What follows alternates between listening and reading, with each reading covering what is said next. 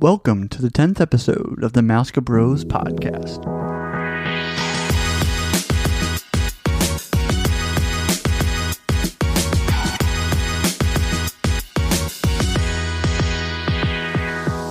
Hi, I'm Ryan. And I'm his brother Randy. Be sure to like us on Facebook at the MousekaBros. We will be releasing new episodes every Friday, so make sure you subscribe to get the latest podcast.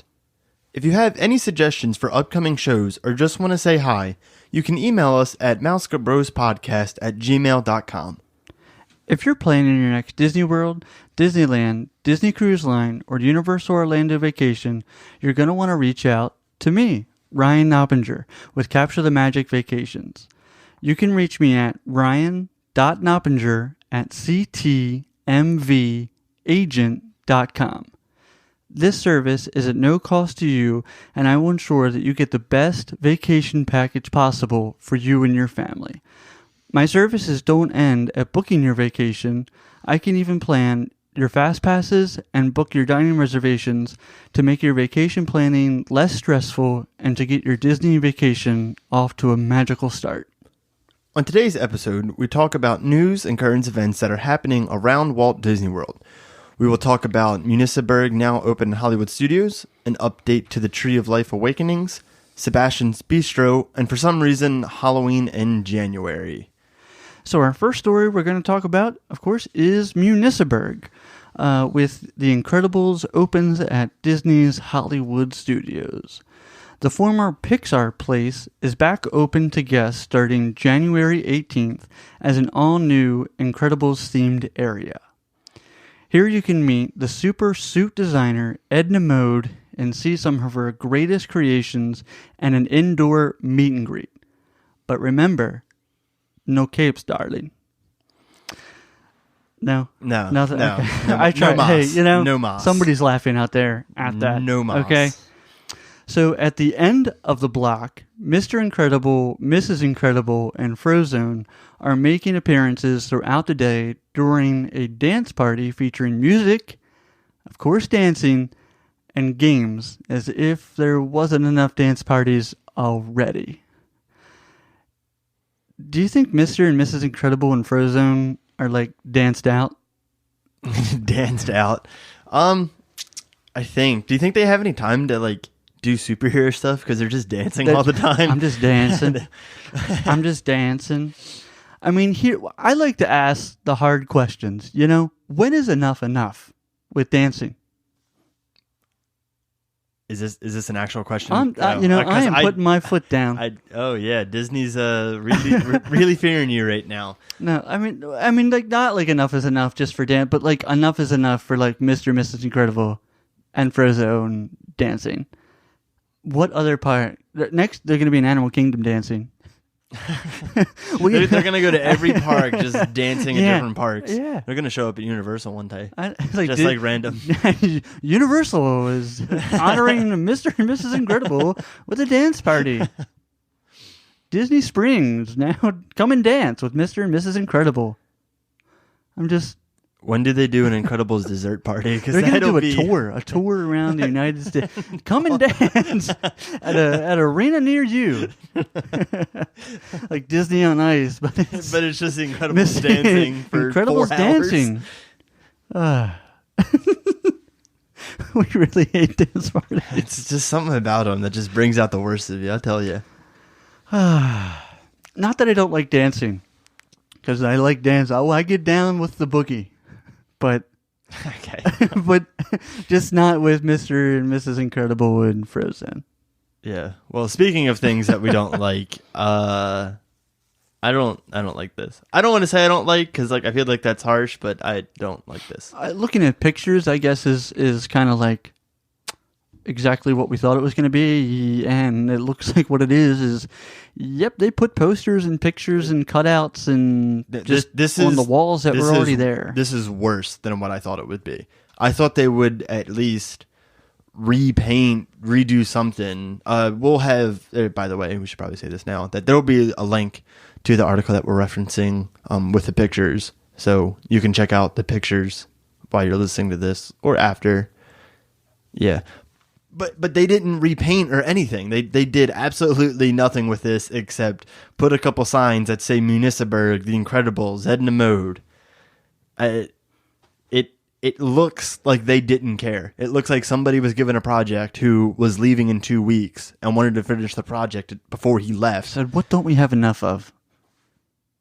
How about a dance party? Why not? Let's just do a dance party and a meet and greet with Edna Mode. You think they play the same music for all dance parties? You think they're getting all the dance party for music 4 hours? Yeah. That's it.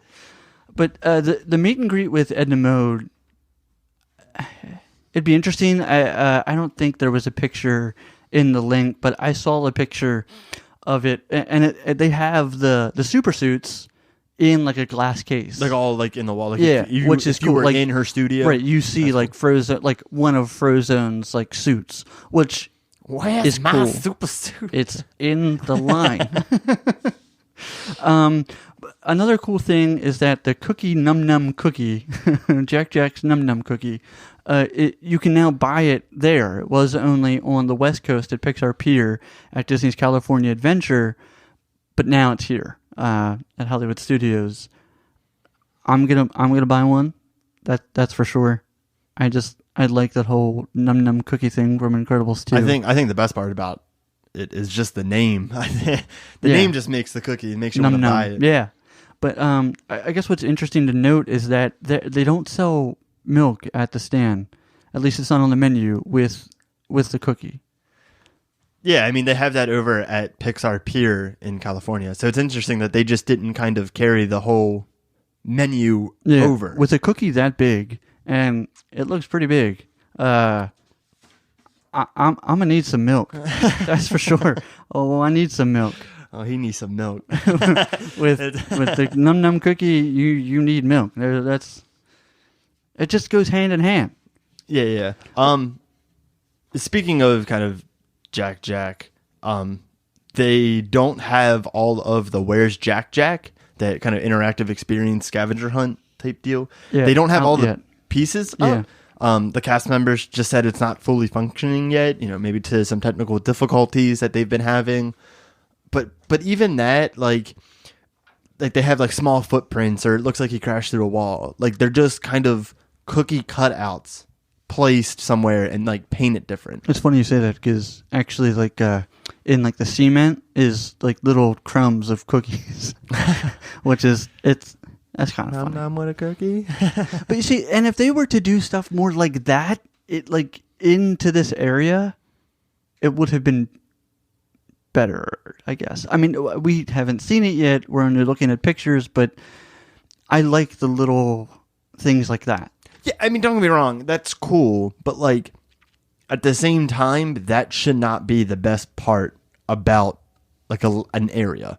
Is all of the little things that you can see. It should be about, like, the big things that are there. Yeah, and a lot of it's just bigger cutouts where you can take a picture in front of, to where it's like it might look like you're in a force field or holding up a car. Right. Like that's not creative. It's been there, done that. Yeah, it's like they took everything from the when they had the Incredibles in Tomorrowland, their expo last summer. It's like they just took everything from that and just moved it, recycled it into this area, which. Yeah, it's kind of sad. I mean, it's disappointing. It's disappointing because Disney is kind of it's put on like a pedestal almost, because it just has experiences that just make you say like, oh my gosh, what just happened? That was crazy. This is awesome. Like I can name number of times that's happened, but like this is just so underwhelming.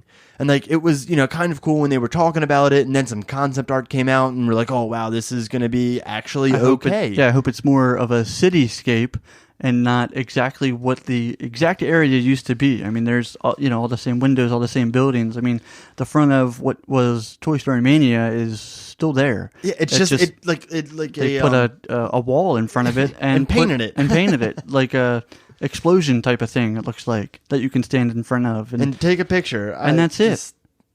And that's it.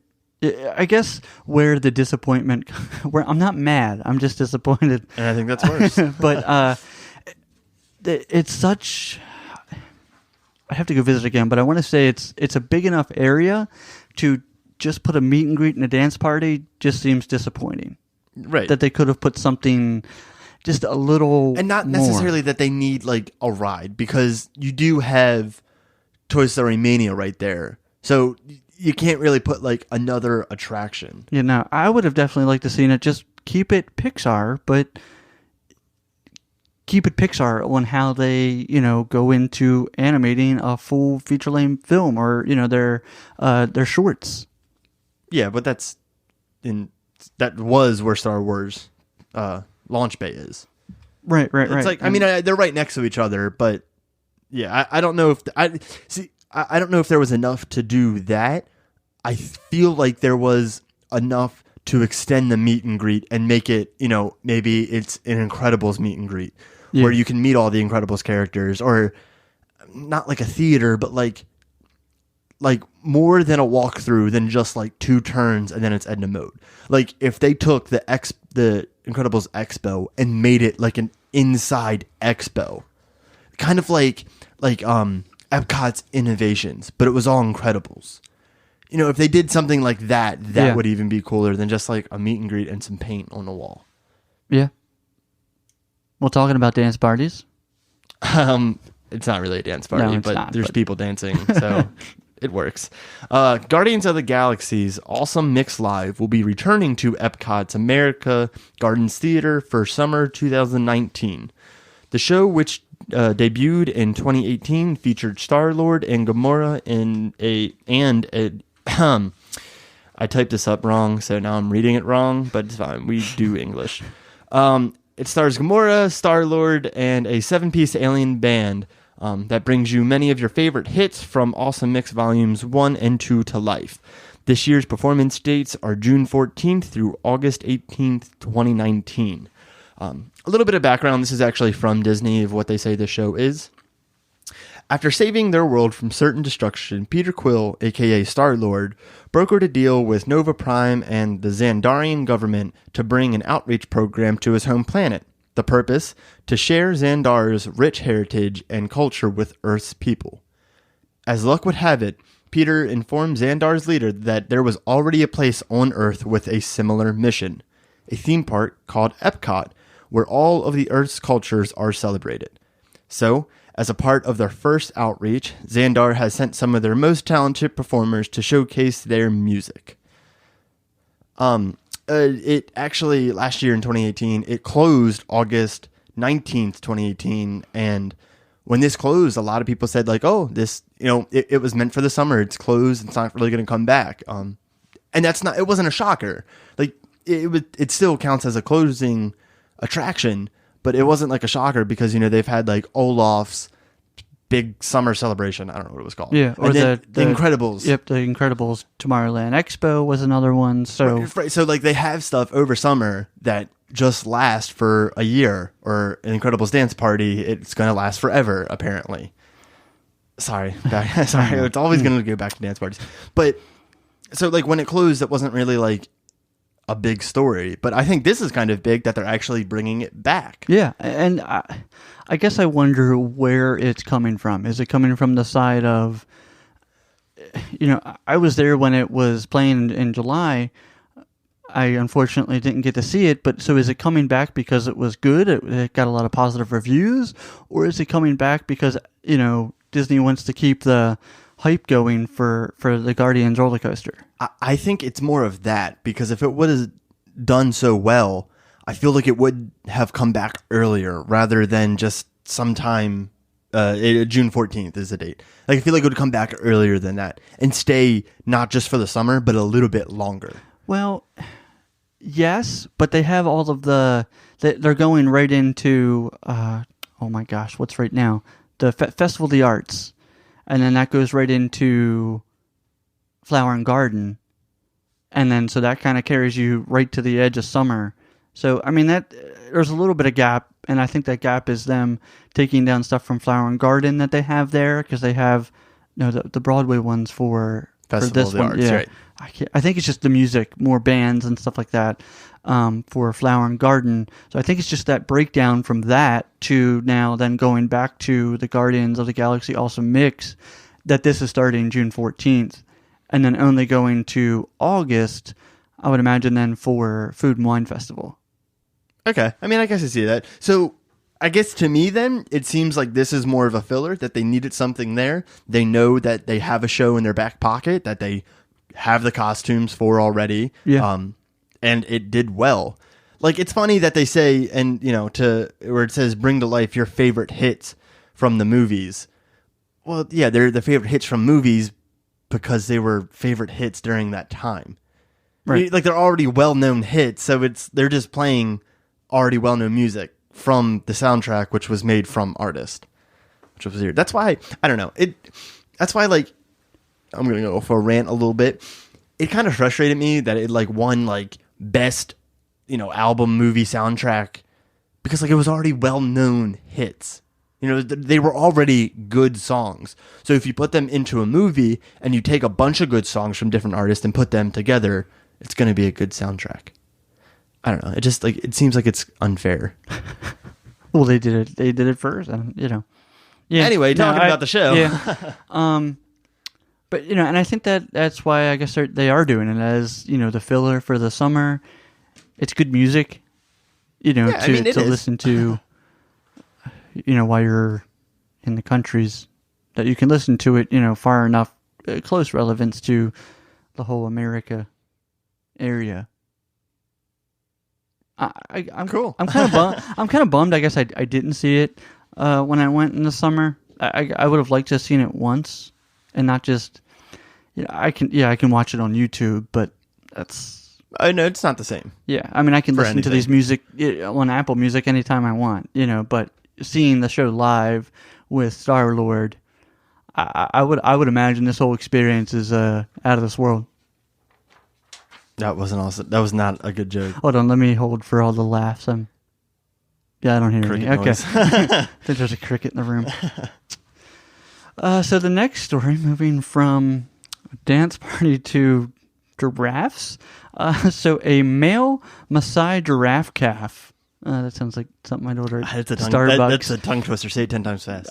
Male Maasai giraffe calf. Male Maasai. I can't. You can't say it once. So anyway, he was born on Monday, January 14th, 2019, on the Kilimanjaro Safari Savannah at Disney's Animal Kingdom.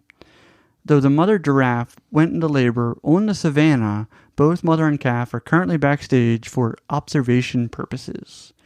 And it is interesting to note that yes, the giraffe calf was born, you know, in the savannah for the Kilimanjaro Safari. So it was in sight of guests. Now, it was not that it was a direct line of sight, but I guess if you were on the safari at the time, or like in the area on a tour, then you probably saw it, I guess. You probably probably having a conversation with your kids about the birds and the bees. Yeah. So Disney says that the mom and her calf will be back on the savannah in a couple months, and a name is still to be chosen. Yeah, I mean, it's a cool story. Like, yeah, it's a new giraffe calf, which is, you know, cute. But like, I think the big story here is that this was born, the giraffe calf. It's just so funny. It was born on the actual savannah, like in sight of people, like in the view of people. It's just not that Disney needs to shelter that, because I mean, it's the circle of life, right? It's the miracle of life. Yeah. But it's still... It's their natural habitat, too, on the savannah and not in... Right. I mean, I think we were talking before we started recording, and you said that the mother was actually having, like, complications kind of in the backstage. Yeah, backstage, area. I guess, not feeling comfortable enough, and then they put her on, you know, on the savannah. What, not feeling comfortable enough to go into labor? Yeah. Did they just decide? That'd be cool. That'd be cool. Just like, I don't feel like doing it today. I'm kind of tired. Yeah. Do it tomorrow. They put her on the savannah, and then, boom, she goes into labor. And boom goes the dynamite. Boom, drops a baby giraffe calf. That's going to be a drink. We're going to get a shirt that just says giraffe calf. Giraffe calf. That's fun to say. Giraffe calf. Anyway, talking about the safari and savannah. That's not really a good transition. Okay, we're talking about animals. animals. There is a new update to the Tree of Life Awakenings at Animal Kingdom. One of guests' favorites improvement of Disney's Animal Kingdom's nightlife has been the Tree of Life Awakenings. This projection show happens multiple times each night and brings the Tree of Life to life using state-of-the-art technology and classic Disney storytelling. A new Lion King sequence, I was about to say segment, I guess either or, it's the same word, kind of. Yeah. Anyway, is being added to the show to celebrate the film's 25th anniversary. Beginning Memorial Day and running through September 30th, the show will feature new scenes honoring the classic Disney film. I mean, I'm sure it'd be cool, but this is just like another thing that they're hyping up. Since it's the 25th anniversary, they have the new movie coming out July 19th, 2019. So that'll be good to see. But I mean, it's just another thing that they're adding along with the Hakuna Matata time dance party, go figure, and kind of the placements of the scenes throughout the park. So this is just another thing that they're adding on to kind of hype the new movie. Yeah, I like it. I like them embracing that it's, the Lion King's, 25th anniversary. So a nice addition to celebrate a movie that's brought so much. And I feel... Getting off topic, I feel that Disney doesn't celebrate its movies enough. I mean, when we were younger, when like Aladdin came out and Hercules came out, they had parades dedicated to those movies. Yeah. They had floats and everything. I mean, we talked about it before, but that's where the spitting camel actually came. That is now residing in Magic Kingdom's Aladdin Carpet Spin. Fun fact. But they used to celebrate these movies so much, and I feel like that's kind of gone away. And not that they don't celebrate them, but they celebrate them in different ways. They have like an attraction, a meet and greet that always has like a 3-hour wait, or they're featured in the parade, but they don't have a parade for them.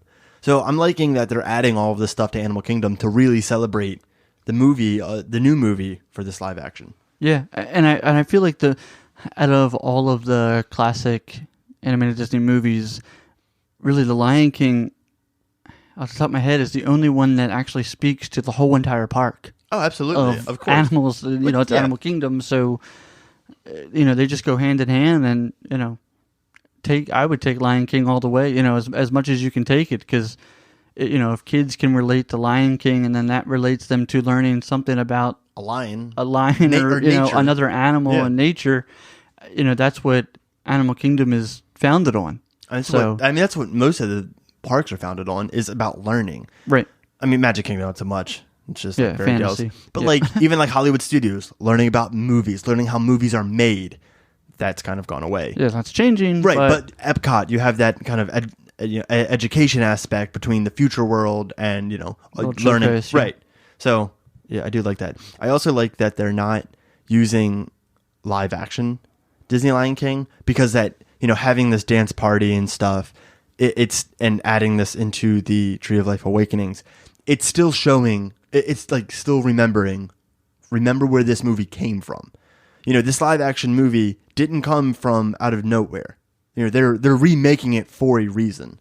Yeah, I mean, because it's a classic, and we've talked, off podcast, off air, that we'll probably end up doing an episode where we just talk about the live action remakes.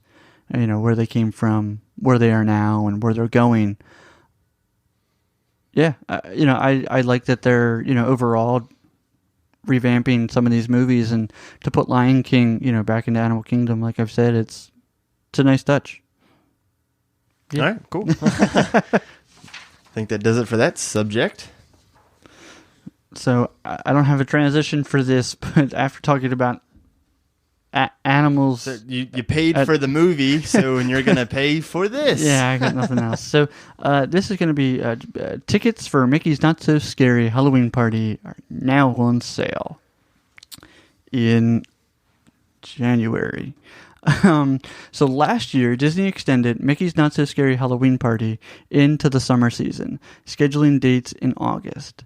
Disney is looking to make this event even more of a summer staple, beginning this year's party one night earlier on August 16th. Disney will also be ending Mickey's Not So Scary Halloween Party one night later than last year on November 1st, making a total of 36 nights for this special ticketed event. Surprisingly, tickets are already on sale much earlier than we've seen in the past. Ticket pricing varies by date, but the starting price is $79, up $4 from last year's lowest price ticket. The highest price ticket is on Halloween, costing $135. As always, Disney will be offering discounts for guests who are DVC members or annual pass holders. The amount discount varies by date, but most guests can save between $5 and $15 by purchasing early or having an annual pass or being a DVC member. When are they just going to start it now on like August 1st? That's what it seems like they're doing with parties, that they're just making them longer. And I kind of get it. I get it from the aspect that it's hard to go down there. If you only have it on select dates, those dates are going to sell out very quickly. So that means less people are going to these parties. Disney's making less money off of them because they don't have as many dates. So I can see in that aspect that having it into August, you get more people available because, August, summertime, kids are out of school. It's easier to take off. It's still summer and people have their vacation planned around that already. In October, kids are in school. So, you got to take them out of school plus taking off work. It's easier to take off work than taking a kid out of school. And then Disney's making more money off of it. But at the same time, it's really... I feel like we're going to lose that special Halloween feeling. Right. I don't want to trick or treat and it's, heat index of 105. It's like going back to our first article, having a glass of milk at a heat index of 105. Yeah. Oh. I mean, it's like, the chocolate would just melt. I'd be walking home with a pumpkin full of melted chocolate. That was really good in describing that. That was nice. I mean, but you would. I mean, August 16th, August 20th, or the dates for some of them that, it's hot in August. And what you have to think about is not only are they having this party in August, right? So they close off the park earlier, people go to the park, trick or treat. That's awesome. They now have to decorate the park in Halloween style for this amount of time. Right. So now at the end of summer, you're going to be seeing pumpkins and stuff. And it's really not fall yet because it's still, like you said, 105 in Florida. So it's not going to feel like fall. I don't know if it ever feels like fall there. Anyways, but you have to completely decorate the park. So now not only are you losing time in the park, but now you're gaining kind of decorations that you may not want to see yet because it's still summer.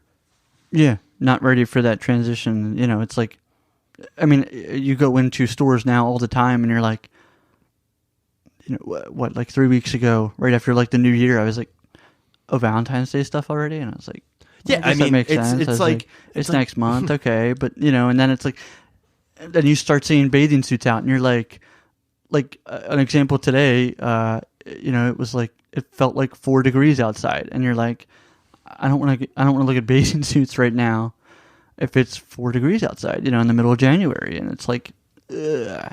So, hold on. It's like what? It's like 4 degrees. No. What? Was that noise you made? It's like what? What? You were like, yeah. It was funny. Anyways. I don't know. Okay. Anyway, everyone else knows what I'm talking about. When are they going to do like July 4th, Independence Day, July 5th, Halloween party? Yeah. Yeah. I don't know. That's where it feels like it's heading. I get Disney, of course, wants to make more money, but yeah. I don't know how much more we can talk about it, but yeah, tickets are now on sale for Mickey's Not So Scary Halloween Party. And hey, if you are, planning a Disney trip and you want to buy tickets, let me know. I can absolutely, get you a price and book that for you. Shout out, no Ryan. Problem. Capture the magic vacations. Boom, boom, boom, goes the dynamite. So our last kind of news that we're going to talk about is Sebastian's Bistro lunch discontinued. Disney has announced that Sebastian's Bistro, the new table service restaurant that opened at Caribbean Beach Resort back in October of 2018, will be discontinuing their lunch service beginning January 27th, 2019. Disney is stating that the reason for these changes is that they are hearing their guests would rather have lunch in a more casual atmosphere. Sebastian's Bistro will only serve dinner from 5 p.m. to 10 p.m. Lunch options will continue to be offered at Spyglass Grill and Centertown Market beginning at 11:30 a.m. and the Banana Cabana Pool Bar beginning at noon daily. I feel like Disney is just kind of stating what they're stating to have like a scapegoat and kind of just like, oh, it's easy to say like, oh yeah, we hear this, so we're going to just change it. Because you really have like two sides of this. One side is that their lunch menu had some sandwiches on there that were unique to the restaurant and to lunch. But now they're not carried over into dessert. So now you're losing kind of all of that food, that like really unique food for, no reason. But then there's like a lot of other people that are saying that, this is a moderate resort. It's a moderate restaurant. So yeah, it makes sense that it's only doing dinner because a lot of moderate restaurants, have this policy that they only do dinner. To me, it seems like it wasn't making enough money. It was costing more money to do lunch than they were making. So they were just like, we'll just stop serving it. Yeah, no, I mean, I totally get why they're shutting it down. After probably a little over 3 months or so, like they're making that decision. So I guess it feels rushed. Like if it was at, I guess, 6 months mark or closer to the year. Right. Okay, yeah, we've tried this thing out for a total 6 months or a year, and we're really not getting the feedback we wanted. We're going to change to dinner service only. But only after 3 months. It just seems it must have died down from it opening, and then it just like, nobody must go. And, if you're looking at lunch and you're in the park, you're not going to go back to the hotel just to have lunch to go right back out. Right. But, at the Banana Cabana Pool Bar kind of still serving lunch, like that makes sense. Because like if you have a day that you're just staying at the hotel and want to just swim in the pool, right, then you need lunch. But to your statement, I completely agree. If you're at the park, you're not going to want to leave the park for lunch. Unless it's like a special lunch, in some occasions. But 9 times out of 10, you're probably not leaving the park to go to lunch. You're not going to go back to a hotel to have lunch to then go back to the park. Yeah, I guess especially a sit-down lunch. If you went to go back to your resort and took a nap, you'd probably just want something quick. Yeah, something small, something light. At a quick service, but not maybe a total sit-down. And then for dinner, I don't know. I'd be interested in eating here. I would have went here on my next trip for lunch or for dinner, depending on, what, because I hadn't really dug into a menu. But I would have been interested going to either one of them. Of course, now it's going to be dinner. But so I'm interested. Maybe they'll recycle some of the lunch items elsewhere. That'll be interesting if it shows up anywhere, like in a park, if a menu item was that popular or that requested. Or maybe they'll move it to the Spyglass Grill or the Centertown Market. For that, the sandwiches that were, good. Yeah. Okay. I think that's all we're going to talk about. It's going to be kind of a short episode this week. But I feel that we covered the news. So again, if you like the news episode, if you like us talking about the news, let us know. We weren't really going to get into the news until maybe a little bit later down the road. We've discussed on other episodes, topics that have come up, that happen to be news, but if you like a news specific episode, let us know. And I think that's probably something we're going to add to the roster, but I guess it's just a matter of when. Yeah, so just let us know. But if you enjoyed this episode, you can also then leave us a review, as it helps us improve the show. And as always, be sure to subscribe to our podcast and follow us on Facebook. Thanks for listening, and we'll see you next week.